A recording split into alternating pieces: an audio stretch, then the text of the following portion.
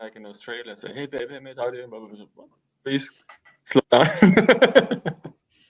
There you go, faux pas. We got the guy all the way from Austria. Yeah, Yeah. is that where we are? We are from Austria Yeah, at the moment. I'm in South Austria, in Klagenfurt. All right. Okay. So just gone past 7 o'clock here in Queensland. That's 9 o'clock in New Zealand. 10 o'clock for our friends in the UK, and 11 o'clock in Europe.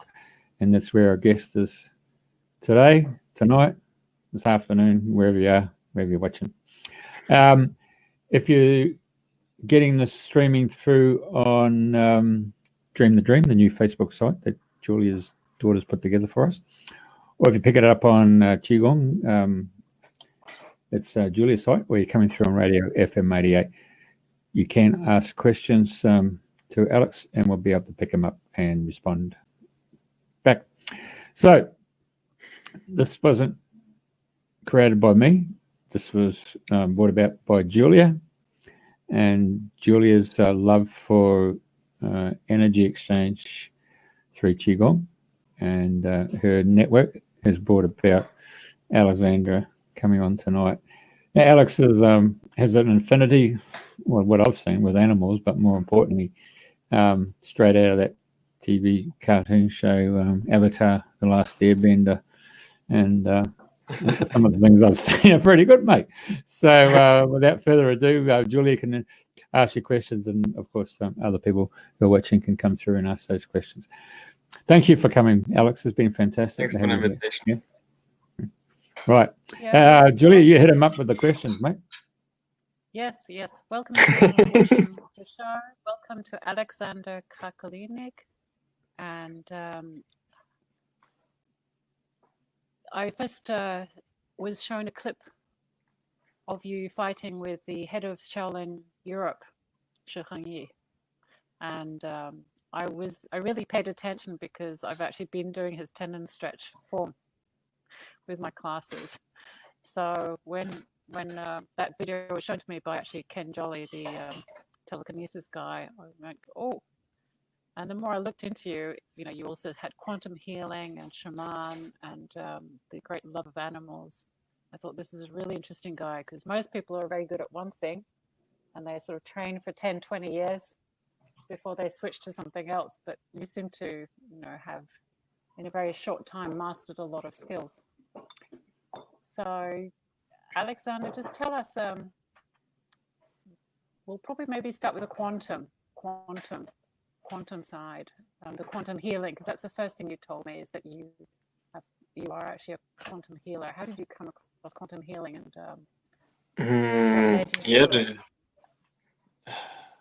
the whole story began, I think, about 13 years ago, when I had a disc prolapse. So I was 23 years old, and I was a professional athlete. I was studying sports science in Graz, and after 1.5 years running around from one doctor to another, and nobody could help me, and I tried everything from hypnosis, like acupuncture, electrotherapy. I really tried out everything that was on the market, because I knew that the doctors has no idea what they're doing, unfortunately. And after 1.5 years, I met a guy actually from the car sharing. Like, we had this, like, when you just ask, hey, can you pick me up in the city and bring me to another city? And this guy was a medical student. And I told him my drama, and he said, I will fix you. And I was like, of course. Already running around 1.5 years, nobody could help me. And then he says in the car, hey, he will fix me.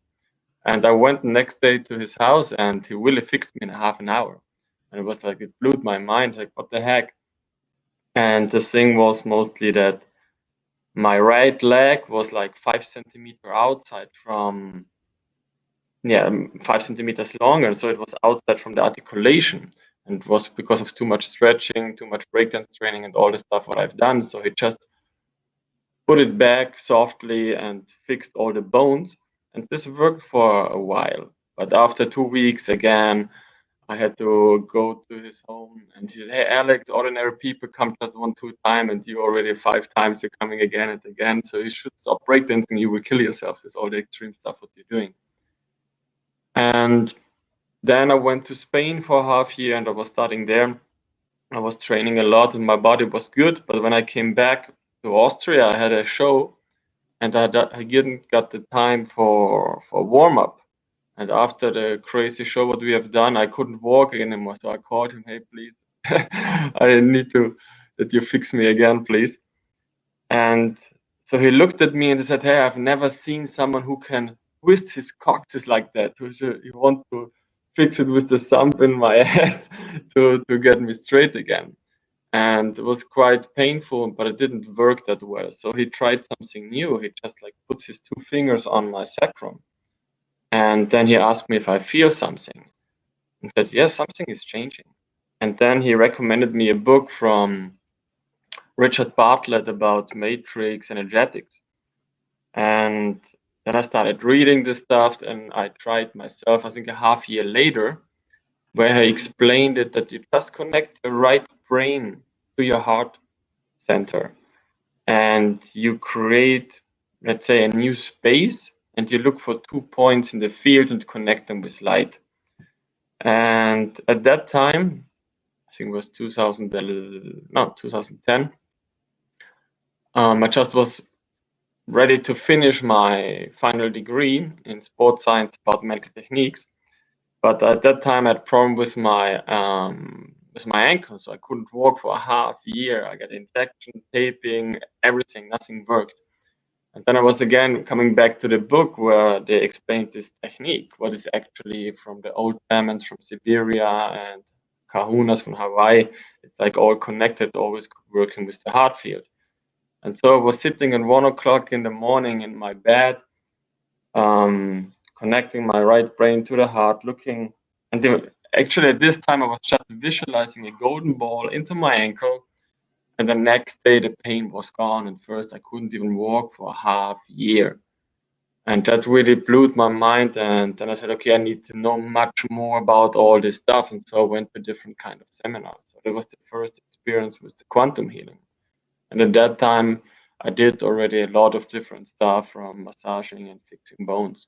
But this opened like a field, wow, that like everything is possible. So like it's not just like for your health, you can do the so-called quantum healing for everything in your life. If you can't open like a screw or are you in a traffic jam, you just recreate the whole reality of what you live when you are going much more into this heart-brain coherence. So you can influence the reality on many different levels with this.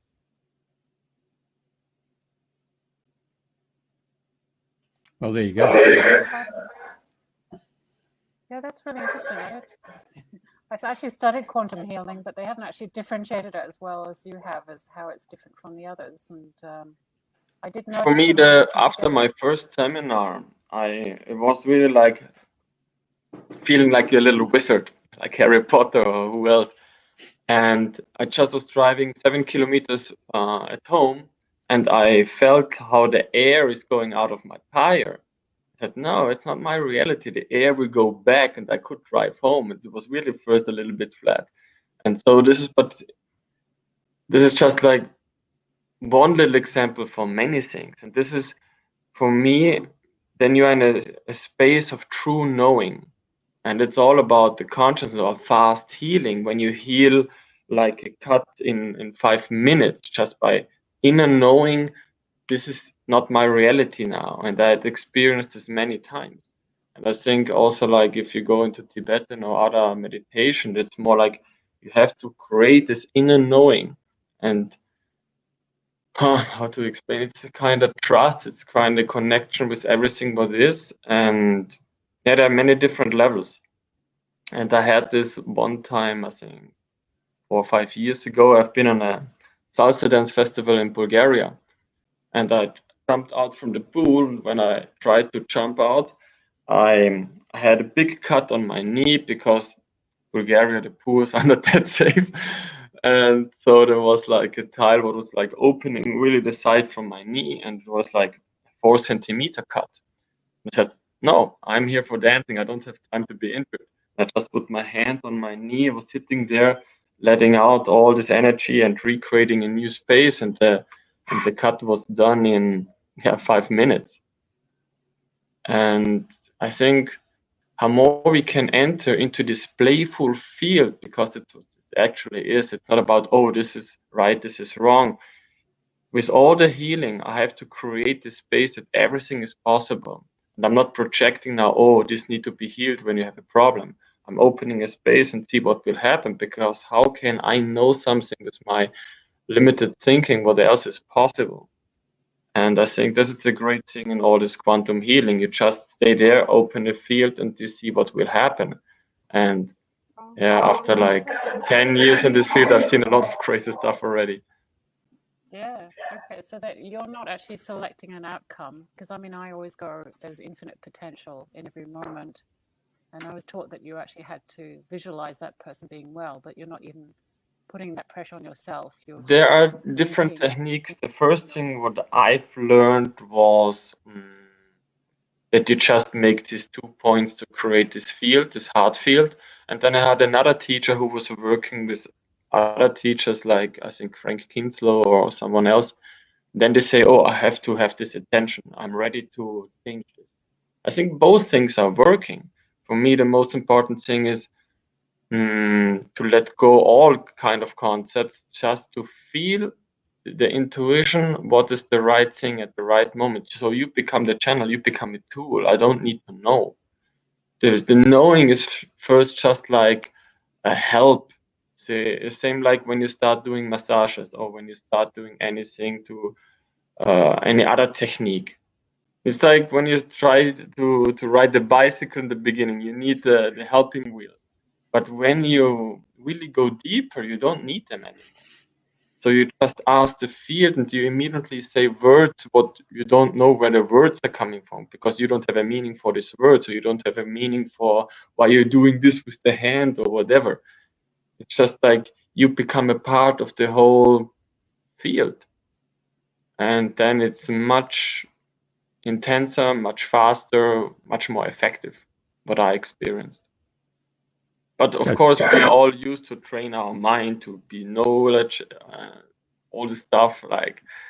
And I think this is, in the beginning, it's helpful because people want to understand. But how more you let go of your understanding, how bigger the impact is. The same like with the energy fighting.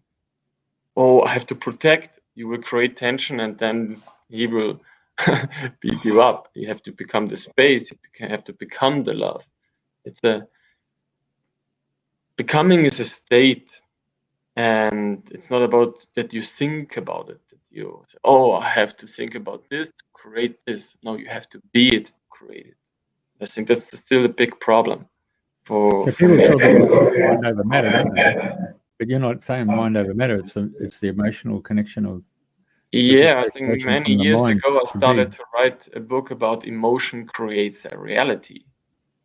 And it's not so, it depends what is the description for mind. There are many definitions for many things. For me, I just thought, okay, my emotion or my inner knowing creates the reality. And as long I have a belief what is not connected to my inner knowing, you have like, how many thoughts do you have a day? More than 50,000? And how much of this go into reality? They're the one who got charged with the most emotions. So this I figured out very early when I've already 17, 18, when I was playing billiard with my girlfriend at that time. That we was focusing so strong, so I could manipulate her so easily because she was not stable in her. But then I saw also the counter side. Oh, I have to be careful what I'm really thinking. Because I created accidents by myself. Because when I was angry with 18, because the relationship was over, and then boom, I had an accident with my bicycle and all this stuff.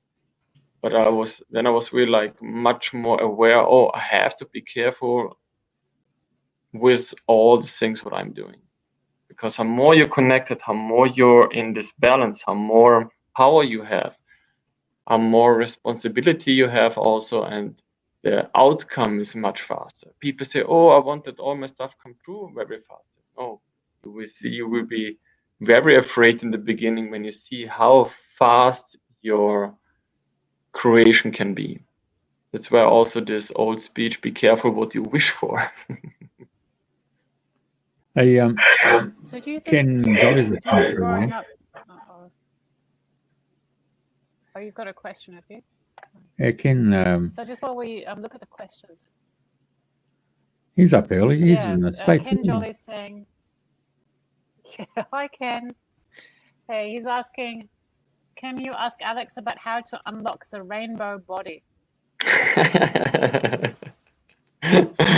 I knew this would come from him. Yeah. It's 2:15 in the morning and he's asking a question like that. Yeah. Actually, it's quite a big topic. Is it? And there's so many different names, from rainbow body, diamond body, dragon body, depends on the lineage you're coming from. And for me, the last year was strongly connected with Tibet, and I read some books from some old Buddhas, and I felt like, oh yes. When you read a book and you just can't say yes all the time because you feel it.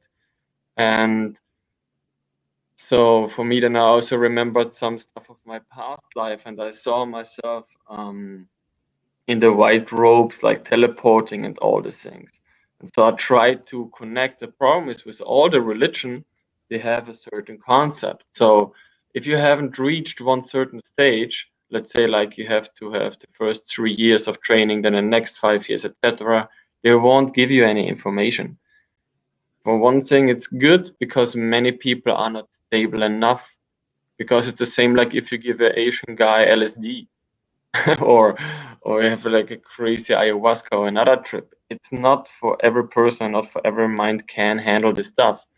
And the same thing, people say, oh, consciousness is so good and it's so important. Yes, but at the same time, it's also dangerous, because you can see like how many traumas also people get when they get too much awareness. So you always have a counter side. So it's very good in training, but the thing is, some people just want to teleport somewhere where they are not at the present moment. And it's because of the constantly this, we have to be faster, we have to go on more, but then not even being in peace with your emotion, not even stable. And that's I think that's a good thing, the movie called Chronicles, where these teenagers get the superpowers and this guy just gets crazy and wants to kill everyone later. And it's the same thing. As long you're not stable, you can't jump that fast to the next level, otherwise it will be counterproductive. And I was the same. I was always like more. I did more than 200 sports. I tried out everything. I wanted to heal faster. I wanted to do things faster. But then I saw also how I destroyed a lot by doing it. So it's always like, where are you at the moment? It's the most important thing. And what is the next step? Of course, it's very inspiring to see like when people die and the only thing what is left is like nails and hair, or they're just like totally gone into a rainbow or whatever. But again, ask, what is the reason why you're seeking? Why you're still not happy with that, what it is at the present moment? And I think this is much more important than any other power, because what is, for me, I asked many years ago, okay, if I can fly now on purpose, if I can do teleportation, if I can do this or that, what is the next thing? If I'm still not fully in my heart now, if I'm not fully loving, all these powers won't fulfill your inner emptiness.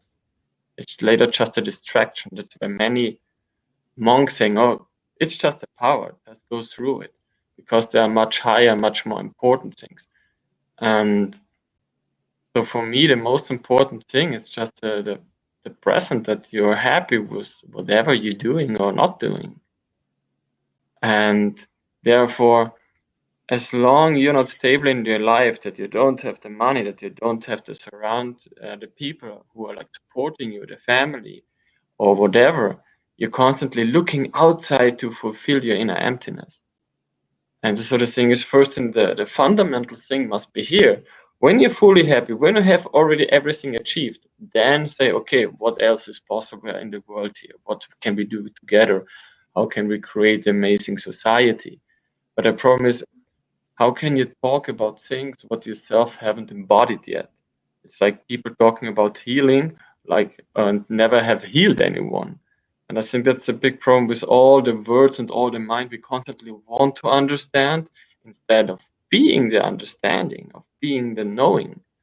And that's a constant seeking from our mind, getting more knowledge, seeking, seeking, seeking. You will never arrive. And I think this is this is the emotion what traps all the people constantly in their mind.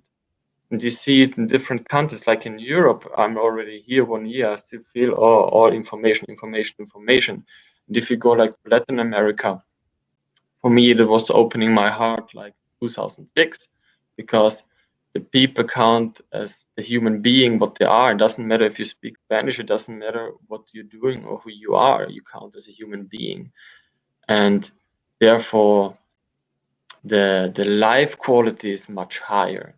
Otherwise, if you go to a country, you constantly get judged. Oh, how do you look? Oh, you look black, white, green, yellow, whatever, or a haircut. So this judging system from the mind is very strongly in our countries, and therefore we totally forget who we really are, because it's all about, oh, is this person interesting? Is this person beautiful? And for me, that changed a lot, in 2006, because at that time I was a professional athlete, and wow, it doesn't matter what I can do or who I am. People just were interested to know me. And this is on a much beautiful level than just like, oh, what do you know? Who are you? And you feel really nurtured by it. It's like, I have some people where I just can sit and I don't even need to talk, and we just like smile at each other and just be happy in this present state of being. So I don't need to know anything from you, just happy that you're here, just love you, thank you for being. And then all the other stuff just happens by itself. You don't need to control it, you don't need to push it. And that's, I think that was for me the fastest development in all the powers or all the things what I've achieved. Just going back from all my crazy mind into my heart to see, okay, what is really now flowing? How can I go into the state of flow? How can I go into the state of love? And I see people want to train. I said, hey, why should I waste my time by training now? Or just one energy ball, one energy ball. Yeah, for what? You create again much more tension. So the thing with aerokinesis, all the stuff, I just was standing on a balcony and it's like, oh, hello wind. I just connected to wind. It would be nice to feel the wind. And one time I think I did a healing in Bali for a woman, and there was a hot hut. And I said, oh, we need some air, and I just like invited the wind to come into this hut. And she was like, hey, did you do this? I said, yeah, it was hot here. I said, you're crazy. I said, no, maybe, I don't know. And that's just this connection. The connection only can happen when you're fully in your heart space, when you fully understand you are wind, you are fire, you are water. And also when one girl invited me for a fire walk, and she explained it so much from the head, no, you don't need to explain that much. You are fire. You are the love. You are matter. So you can stand on this hot coals now. And I was standing in front of her and looking at her just in this state. But as long you have the separation in your mind, what you create is constantly more fear. And you identify yourself as, oh, this is my body, this is my matter. So for me, it's everything just you can tune into different frequencies, but not because, oh, I want to show off, or I want to show someone like, oh, I'm better, or I can do this, because then you're totally away from this already. And I think this is the big problem in all the science. So you really have to be very stable to show off the powers in front of. That's like what magicians are doing with tricks or something. And that needs training. But the thing is, all these powers, or all this thing what you're doing, so it was never, for me, in the beginning was with the sports, I was like, if I can do it, everyone can do it. It was always my thing, why I tried to go over every limit and to create a space that everyone is possible of everything. And I think the most missing thing in the world is love and trust. And how more I can give this trust to the people, hey, you can do it. And I was teaching in school like front flips to a 14-year-old girl like in 20 minutes because I know you can do it. So I create a space. And same in healing. I know you can heal. And it doesn't matter what you believe if you're just ready to let go of your old concept, what you believe, what is possible and what not.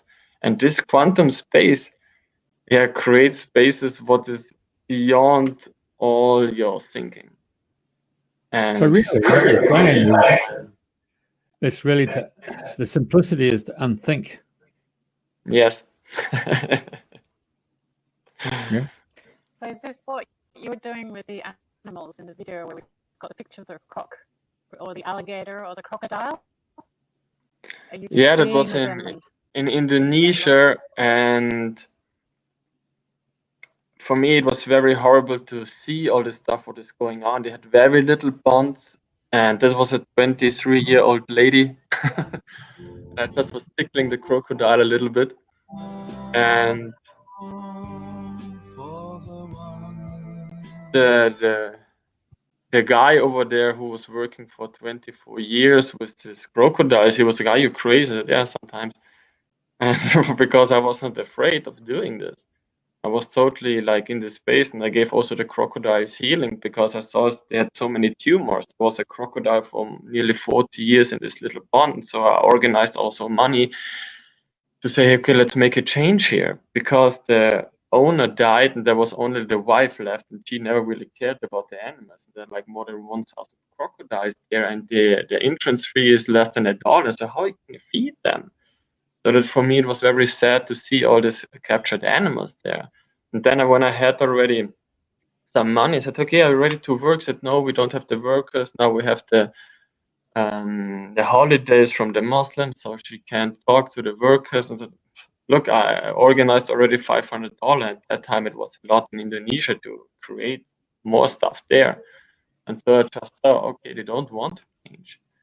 And that's the thing what I experienced in so much traveling. And in that time, I think it was like 8 years ago when I started traveling and giving free healing and dance classes around in Asia. That okay, many people just don't want to change because they are so comfortable in their drama. And for me, it was always okay, how can I get things much more effective and much faster? That was like my inner push, what I had.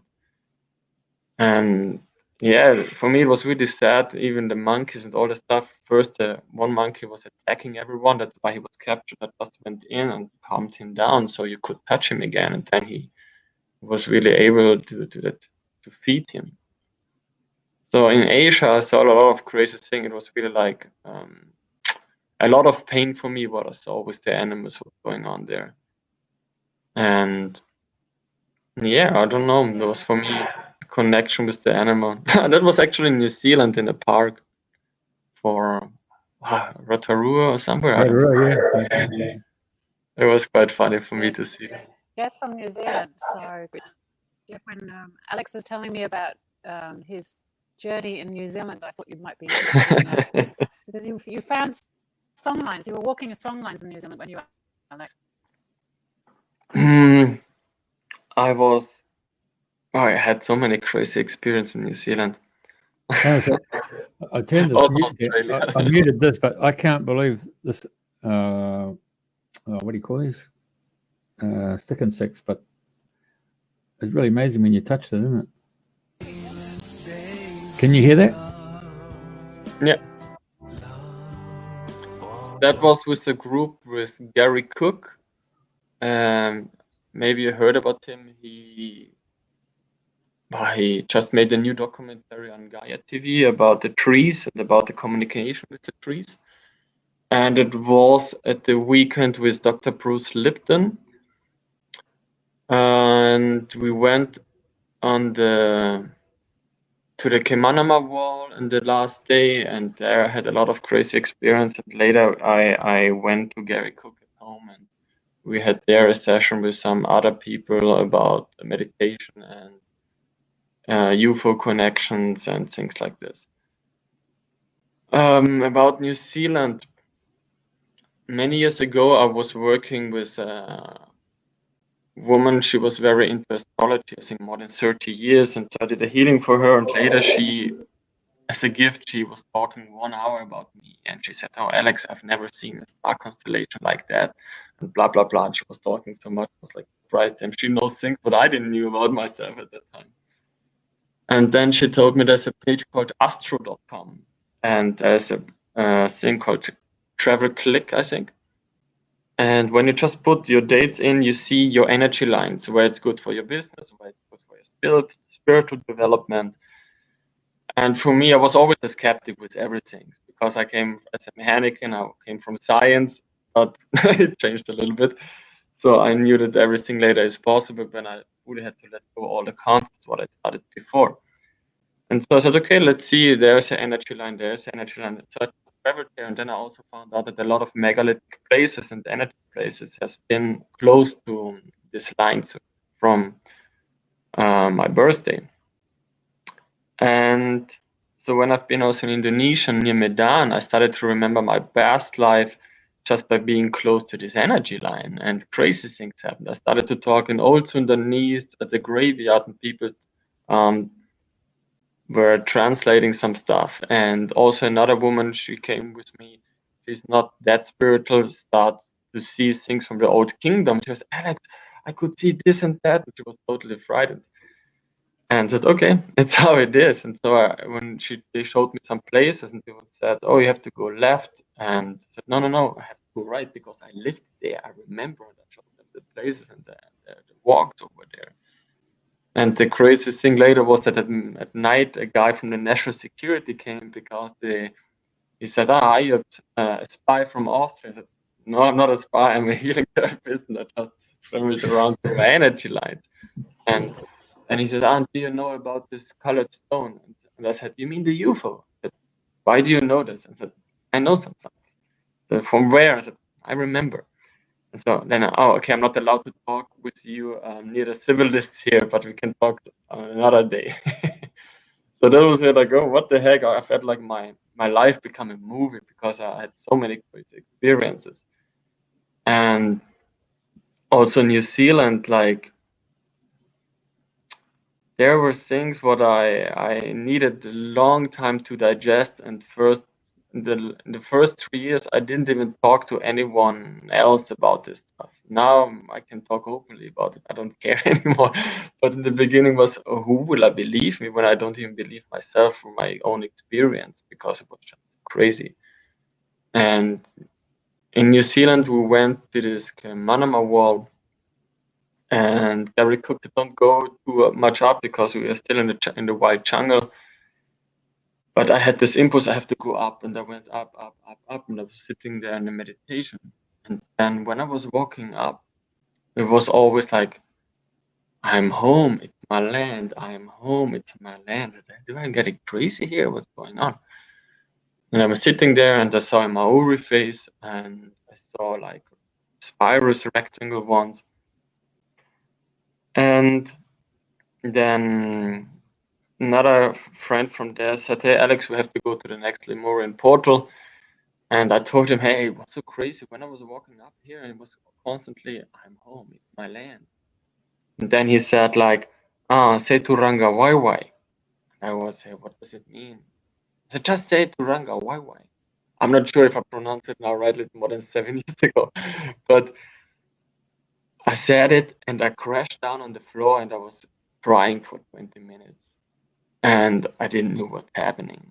And then I asked him, what is the meaning? And he said, yeah, it's, I'm home, I'm hollow. I was like, okay. And then we went to the next portal activation there. And then when we drove out from this sacred place and forest, he played another Maori song, and again started to cry. And he asked me, oh, do we need to stop? No, it's just crying. Maybe something is healing me. I don't know. But then we stopped the parking lot over there, and I opened the door, went out to the gravel, I was screaming Arua and crashed again at the floor for, I don't know, 5-10 minutes. I was like going through the whole forest, had visions. Stood up, went back into the car, looked at him, he looked at me. I didn't know what's going on. And then he asked me, do you need to go to the toilet? And I said, I don't know. So I went again outside, I went to the bushes, but I couldn't pee there. I was like, no, it's a sacred place, I can't pee there. So I went barefoot into a little water over there. Then I pushed the grass over my feet, went into gravel, and all this emotional stuff was away, like normal, nothing happened. And then we drove at his place, and he was talking about his wife. And I said, hey, does your wife have some shoulder problems? He said, yeah. And then so we did some distance healing. And actually, she didn't like to have any foreigners there because they're living up the hill somewhere. I don't remember. And when we were there, I said, hey, I remember I was here. It was so weird. And so they invited me for dinner. After dinner, I was like standing like in front of this big garden. You could see over the whole land over there. And I was standing with the hands on my back and like looking like around. And then I'm asking, what are you doing on my land? Imagine you invite me to your home and say, what are you doing in my park? And so the spirit was just like talking through me. And first he told me that crazy things happened up there. And so we did a healing on the land up there. And the next days, she wanted to show me another labyrinth and retreat center at this area. And before we came to this labyrinth, there was a fire log. I think I never uploaded this video, but maybe I should do it because it was just crazy. And at that time, I was like very sensitive for energy and doing healing with people, but I never did healing for a land. It was totally new for me. And we went to this fire log and I started seeing this energy, like energy water. And so I asked her if I'm crazy or if she also can see something. And there was like 9 spots around this fire log, and we just stepped from one circle to another, and we could feel the energy. And then I asked her, what does she observe? And she had quite the same feelings. And then another woman come out from nowhere, and I asked her without saying anything, okay, what do you feel where? What do you feel there? And she had the same thing. And all is starting like an 8-hour ritual on this land. And then it was, oh my God. Oh, yeah, I'm really saying this. I will explain this stuff. In the end, it was nearly 10 o'clock, and we was my friend, his wife, and this other woman, like 4 people around this fireplace. And I felt like, okay, now we have all these elements, but water is missing. And I said, okay, please just go out of the circle. I have to finish this ritual by myself. Because I didn't know what I have to do. Maybe I have to spit there or pee. I don't know. I don't question anything when I'm in the space of doing things, when I'm just like a tool for the higher mind. And I asked like, okay, what should I do now? I really asked like, looking up into the sky, what is the next thing what I have to do? And when I was looking up into the sky, a water drop dropped on my nose. And I was like, are you serious? Boom. The whole sky was white for more than a second. And I was like screaming, yelling out that, hey, have you seen this? That, yeah, a flash. And it was not a flash because the sky was more than 1-2 seconds, just white. And so we finished the ritual, went back home. And the next day, in the media was a meteor who flew over New Zealand and went into a hill over there. And I said, what the heck? And the funny thing, there was a channel salsa dancer from Oakland, and she asked me, hey, Alex, have you something to do with the thing what happened yesterday? And I said, I don't tell you what I've done because I don't even believe myself. And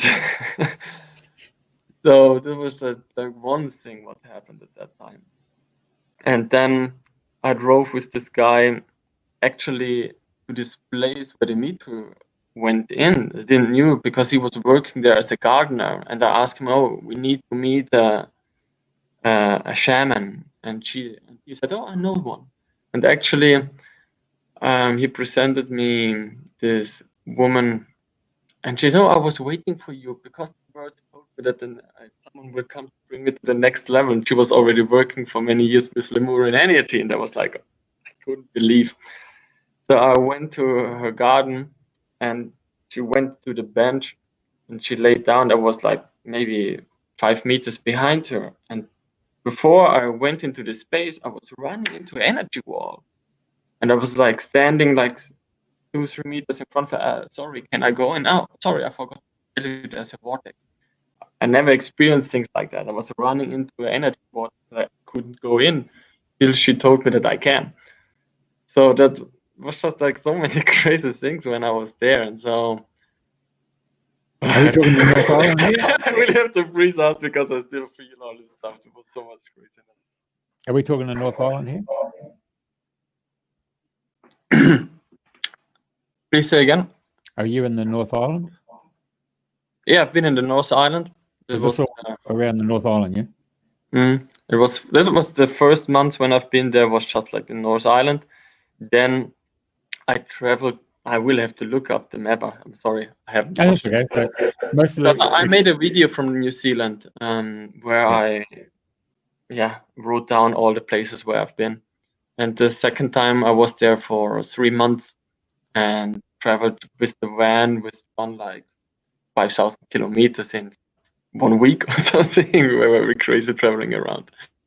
There was a lot when of you travel amazing- around, even when you're at home, how long do you do qigong on a daily basis? I'm a lazy guy. I really have to say, because first I was so extreme with my training from external stuff, and after all this, let's say, enlightenments and letting go of all the identification, there was no need to train anymore, to do anything. And also by understanding everything is already here in every moment, so why should I train? That was for me something many years ago, because first I was professional athlete, and then you used to train 6 hours a day. You get up at 6, you swim 2 hours, then you run 1.5 hours, then you're on a bicycle 3 hours. And then you're still like in university and you do all these things. But then was like, yeah, for what? And so I totally stopped the external training like 8 years ago. So now I just train maybe once a week, like some beach volleyball or ping pong. And sometimes when I feel, okay, now I want to do some meditation, or I want to do some qigong for 1-2 hours, it comes more like as an impulse to me where I feel, oh, I want to do something now. And I'm just going back now to do more. But actually, when I was traveling, then there was like you're constantly in this travel mode, and then there was no energy or no wanting because you're constantly in experiencing. So for me, it doesn't matter what you train, if it's qigong or healing. Everything what you do in life is actually a training. So for me, when I just walk on the street, I just put my consciousness into my hands. So I just feel my hands, so I don't need to think about something. Because otherwise you think about past, present, future, whatever. So for me, how more I came into this feeling, how more you're present in your body. It's the same thing with all the martial art or internal martial art. It's all about being present. And you only can be present when you're fully in your body. That's why people are like breathing and just going inside. But this you can do all the time. It's the state of mind. Alex, I guess we're listening because of this other video, the Energy Master versus Shaolin Master, where people, of course, want to know how what you have to do to get there.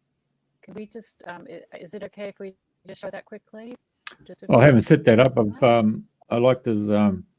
How to caress a wasp, how to pet a fly. I've never seen anything like that. I'll get out of that. I'll just come back to share screen. I should be able to share the screen.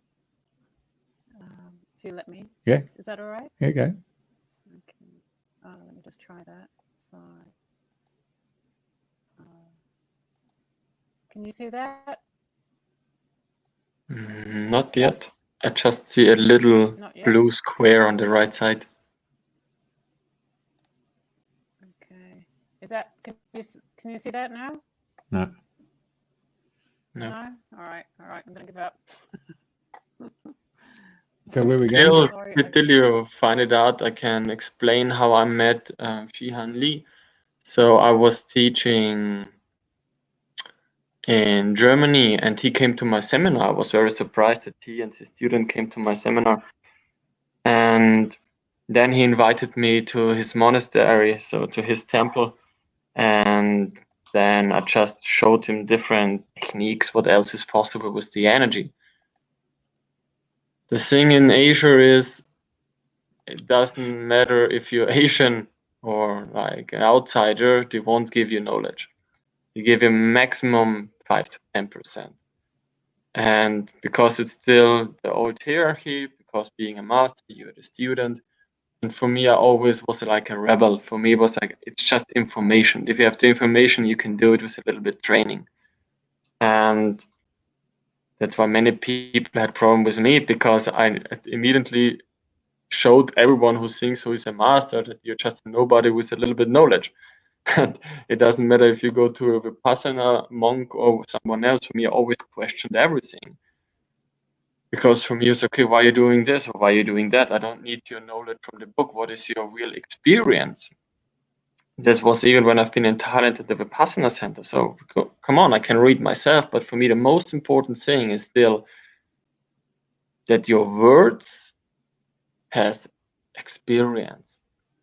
Because when I just talk out from my knowledge, what I was reading somewhere, sometime, yeah, it don't have this information field because I haven't embodied it. I just was reading it. I remember it. But when you share experience, I can tap into this field and I can make it also mine. So the thing is, in my seminar, so everything what I'm doing is like, when I share my stories or share these energies, like you can tap into this field and download it and make it easier that you can do it. And the same thing is in sport. When you're in a city where this move, like let's say from acrobatic, it's very easy for them, you can learn it much faster. And it's all like so easy. There are so many, in Russia, they call it like a native learning. It's like when I tell you something, maybe you remember 5-10%. When I show it to you, you remember 20-25. But when I can give you the information field, my emotion field, I saw like I taught one time a little boy, he was 12 years old, ping pong, the forehand. And instead of telling him, instead of showing him, I was standing behind him and I said to him, relax your arm and just feel my movement. And I was moving with him for 10, 30 seconds. And after this, I had a lot of problems to get back his forehand later because he totally just copied it. And but there are many ways, even like in Russia, there's a book called Super Learning. They did a lot of tests with hypnosis. So you can get your languages back from past life, or you just reprogram your brain in the night with languages. And I saw like children thought they are Picasso and they were like painting after the hypnosis like him. So there are so many things what we can do with our brain and mind just by training it again, right? The problem is our whole school system is like still back some 100 years. We just have to train something to remember. We just do memory training, but it's not a real training what we're doing actually. It's just like getting old information, but totally useless. And that's why I was always a rebel in school too. Because I just found out there are things that are much easier. And so for me later come, okay, how can it be more effective? How can it be easier? That was like my main goal where I was coming from. And I think it sounds like you are actually very generous and very truthful when you teach. And I think that differentiates you from other people. The stuff that you do with a monk in terms of moving the energy around the people rather than the people physically, is that something that you found somebody who could do that, or did you discover that for yourself? No, I first, from the quantum feeling, when you send energy waves, I saw, okay, this is possible. Then I saw the first time a video from an Aikido master in Germany. And for me, it was like, oh, this looks so unreal, but I will go to the seminar. Let's see what will happen. So for me, I was always skeptic, but I was at the same time, I was open to experience everything. And I think this is the most important thing, that I never believe every crap, but I will out everything to see if it's really like possible to do it for me.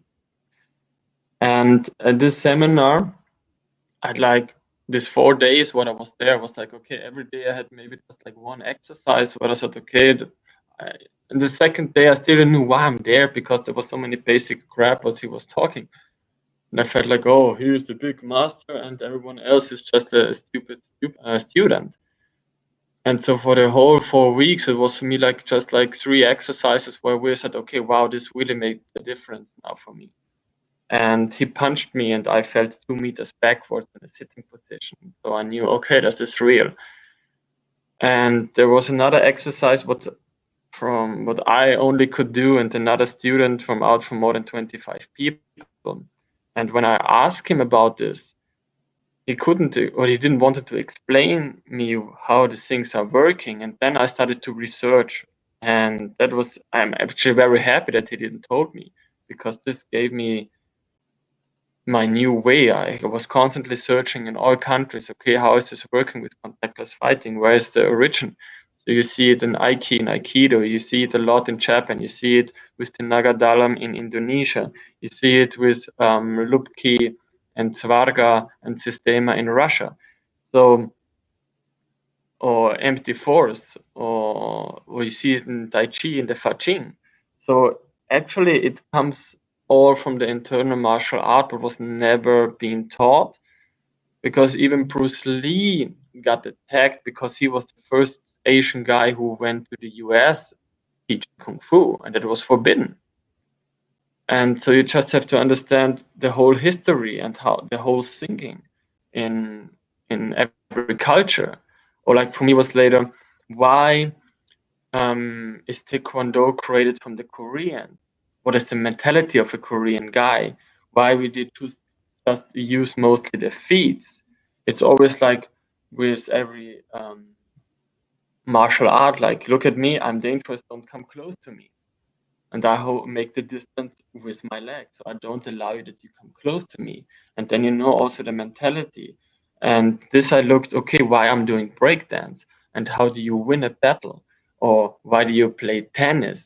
And how more you understand why someone is choosing a different kind of sport, you understand the mentality of this person. And then you know why you is choosing also this kind of illness, because it also is connected. And that really blew my mind to understand, like, oh, you can see all these programs, why a person is choosing this illness, why is a person choosing this sport. That's why all my addiction to sport totally was gone later. And I said, why should I train? It's like the deer in the forest also looks amazing and don't need to go into the fitness center. So that is, for me, it's a state of mind how you look. And that's why I still can do all my tricks or like acrobatics without doing any training, because I know in my body I can do it. I'm not that stable because I'm not training, but I still can do it.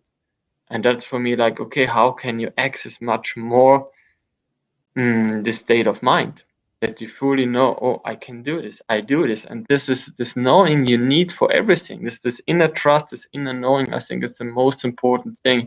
And when I can activate it in you, then you will have much more self-confidence in everything what you do. And then therefore you will manifest a much easier and happier life, instead of just doing rum, rum, rum, or just visualizing for 1 week and something. I think this is...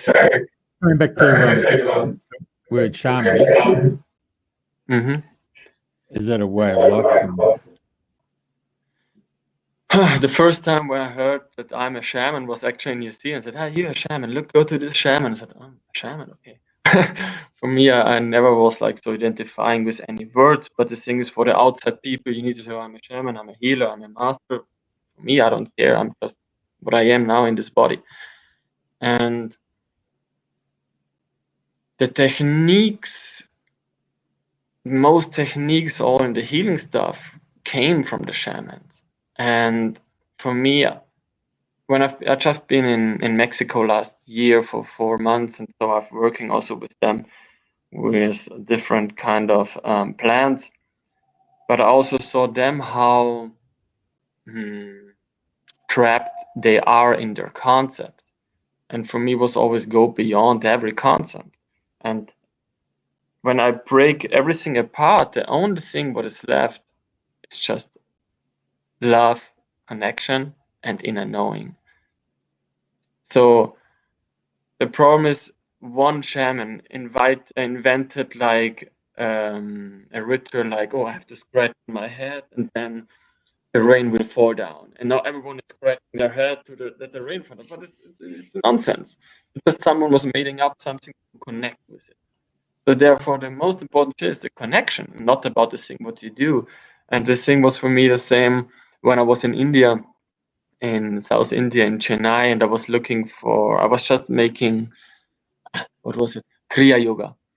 And I saw an exercise where this guy was putting his nose between his knees and breathing. I said, imagine you're God looking down on earth and all these sheep doing stupid postures just to feel more connected.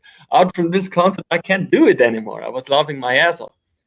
And therefore I knew, okay, it's good to stretch, it's good to do exercises, but people still want control to have a certain outcome. And I saw you don't need to control, you just need to be open and ready to receive. And how more I can open the space for receiving and opening, all these miracles are happening much faster. You don't need to believe in Jesus and Buddha, whatever. Of course, if someone wants to, it's helpful. But I can give you also this sacred glass of water and you will be fully healed and light. If you fully believe me, it will be. And that's all about your subconscious and your belief. But we don't believe anymore. We are too skeptic. We are too rational. Therefore, we all need a new concept, what is scientifically proven to allow myself to have an experience. And therefore, traveling helps a lot because when you travel, you come into a new country, new energy field, new culture field. You're open to receive, and therefore you receive much more miracles instead of just being constantly in the same country where you know every tree and every person looks like the same. So that was for me what I felt the difference with traveling or being in your home country. So from what you're saying, the secret is to let go and be empty and be present. Definitely. And that's why many monks don't like that, because a monk is just constantly in one direction and he hopes, okay, one day after 30, 50 years of praying and chanting and singing my mantras, maybe I will reach the rainbow body or whatever. But it's like with a horse. If you just can look this because you believe in one person who reached it's a stereotype. It's the same like in sports. If you don't change the body, if you don't change the technique, how will you experience something new? You don't know the new thing already. So the thing is, but you have to allow it to experience. You have to totally go away what we got presented nowadays. It's not that this is not good. It's just like, okay, it was a way we had in Austria a girl. She created a new way of throwing what's the name, the iron ball in athletics. And she just made a turn around on the floor and then she pushed it and made a new record. But first everyone was just turning around to throw it.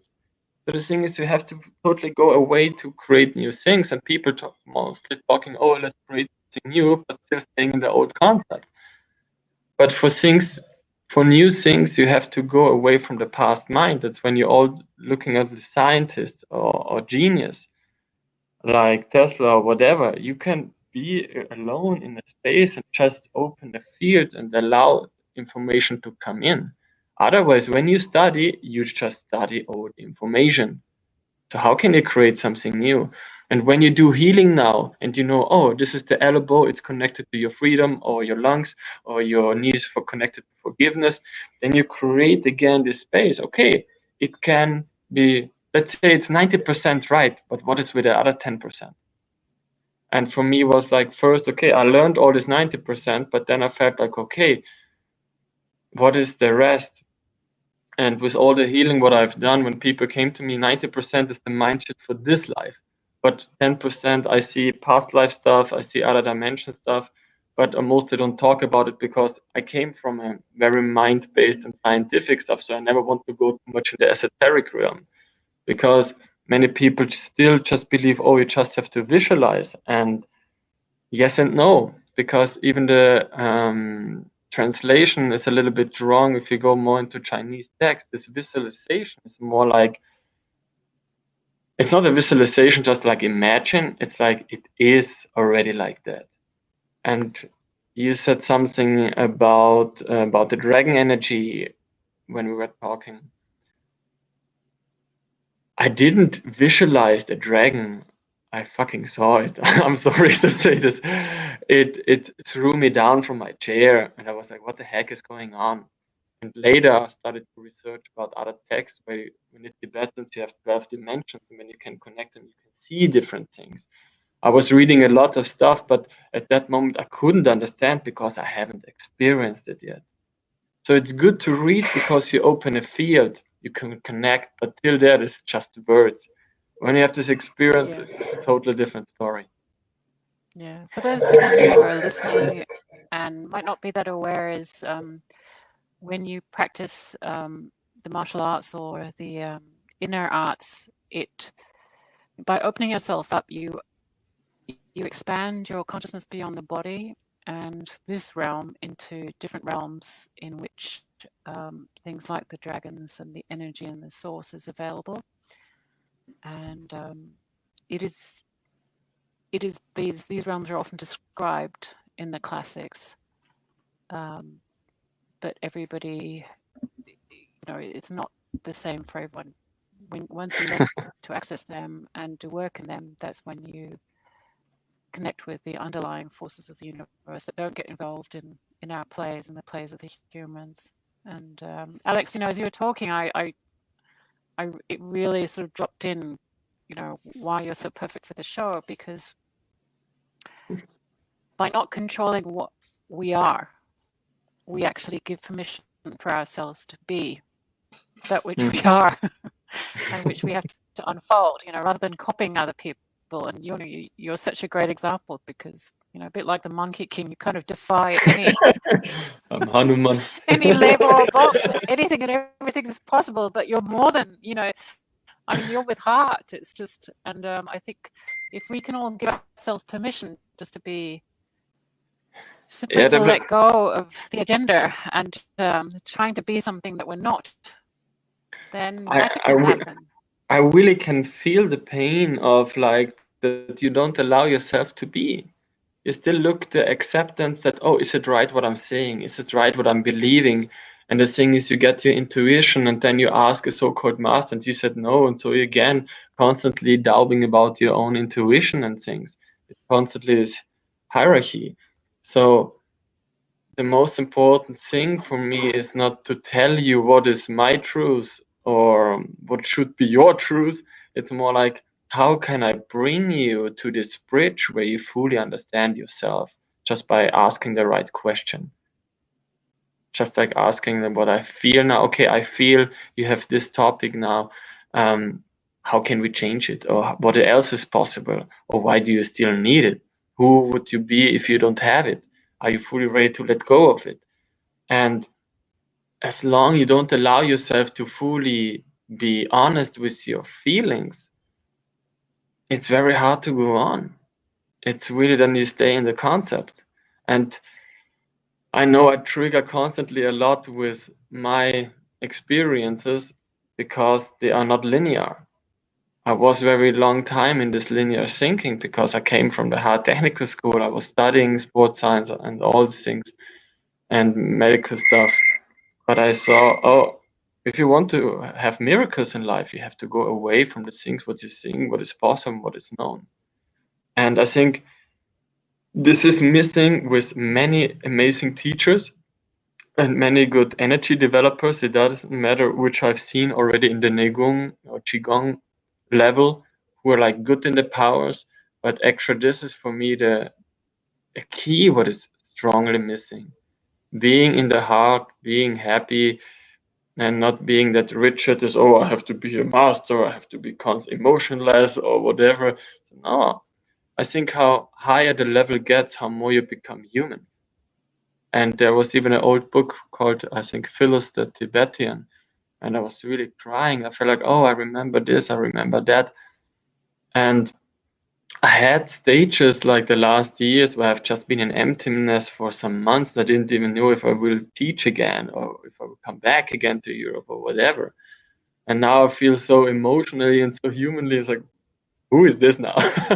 Sometimes I feel weird about myself because I see different timelines and different layers of me. So why I'm talking to you now, and who do you and what do you observe now? What I'm talking.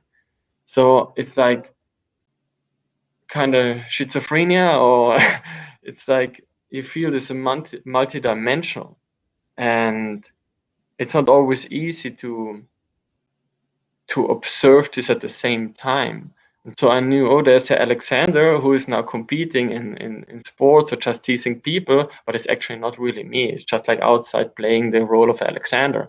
But then I'm now here just in an interview and I'm just like sharing some experience, and the next time I'm someone else. So I'm not identifying with any of these roles anymore. I know I can be supportive with any role, but I can jump in. And the problem is people still want to label you. Oh, you are a healer, or you're a spiritual teacher, you're a shaman, you're a doctor, you have to be this or that. You're not allowed to say this or that is our concept. I will scream at you if I feel it's right. I will hit you if it feels it's right. And I think that's the most important thing, to know your inner wisdom. So some people in one seminar, I was hitting a older woman because she got some pain, and people like, oh, how can you hit it like hard like this? Yeah, because I was hitting the tension in her body, and then she released it. She cried for 5 minutes, and then the pain was gone. So the thing is, from the outside, when you don't understand, because you live in concept, how will you know? You only can know when you're fully embodied and connected to your heart field and to your higher mind and intuition. And this is barely understood by many people, I think. Therefore is so much judgment in right and wrong and good and bad. What if there is nothing in separation than your only monkey mind? Just ask yourself, what if to play the strategy game and stick to the rules or break the rules, but you're going beyond that. So Alex, if people I have one question for everyone who is listening, actually. What came, I think, 8 years ago. Can you be better than you are?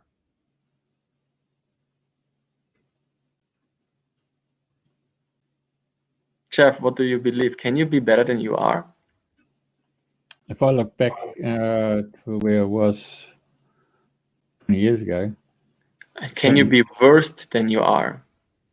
I'm not the same person. I've got to tell you, there's a complete transformation and change of thinking, lateral thinking, conceptual thinking, heartfelt, mindful. Right. There's a whole lot of issues there that you would not expect someone in business to have, to be perfectly honest with you. And you just got to stand in your own skin, and this is who you are. That's it. Yeah, but when you ask inside, is there a belief somewhere that you can be better or worse than you are? No, I've been listening to you, and you've been ticking the boxes where I've already ticked those same boxes and realizes. So for me, when you already understand you can't be better or worse than you are, you have to understand you're perfect how you are. Because it doesn't matter if you hug me or you spit on my shoes, there's a reason for it. So it's all about this judgment. So when I spit on your shoes, it's because of this reaction what you gave or whatever. So but who is judging? Well, it's about judgment, isn't it? Yeah, it's just like this. If you don't understand the context, you're constantly in this judging mind, but not understanding, oh, I had to hit you now because then you could understand something. Or I had to kiss this person now because of this or that. And I think, let go of thinking and enjoy life much more. We're on to it. Okay, Julie, are you going to wind us up? And going to wrap us up. So thank you very much, everyone, for listening. Alexander, we've got your website there. You're on Facebook as well. So if people want to connect with you, what's the best way for them to get in touch with you? We have a page on Facebook called Force Elite. Sorry, Philip, I just made a really funny comment, but we won't interrupt It's an Alex. Aussie woman, So mate. you've She's got a not going page to on take Facebook, 5 Alex? minutes with you, mate. There's the Force New page on Facebook, and I have another group where I post also all the videos from the Force New Open class, where people can also ask questions. On YouTube, I have 2 playlists. One is with the spiritual powers, I think with more than 140 videos already, and the others are about interviews and seminars, where I also upload this interview. And yeah, there's some English seminars too about healing and transformation stuff. And I think the last thing what I did in English was the dragon energy activation and transmission. That was quite crazy, yeah, quite powerful for many. I think we'll get you back. We'll get you back and you can talk about the animals and their connection.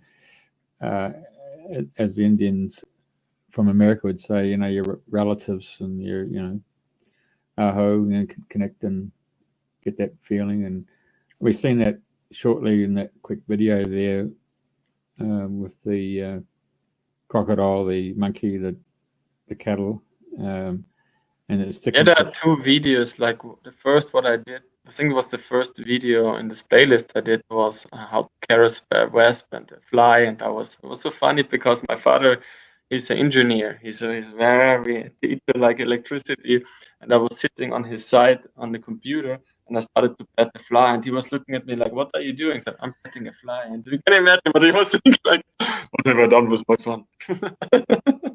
He's petting a fly. It was quite funny, actually. Well, I think the New Zealand word aroha comes Aroha. to mind. So let's aroha, everyone. And thank you very much for listening to the show, connecting with us. And thanks, Ken. aroha. Thank you very much, Alex. Thanks for Ken. And 12 past 3 in the morning. Thanks to all for listening. Having a wonderful day. Thanks Right. for joining us. Okay, just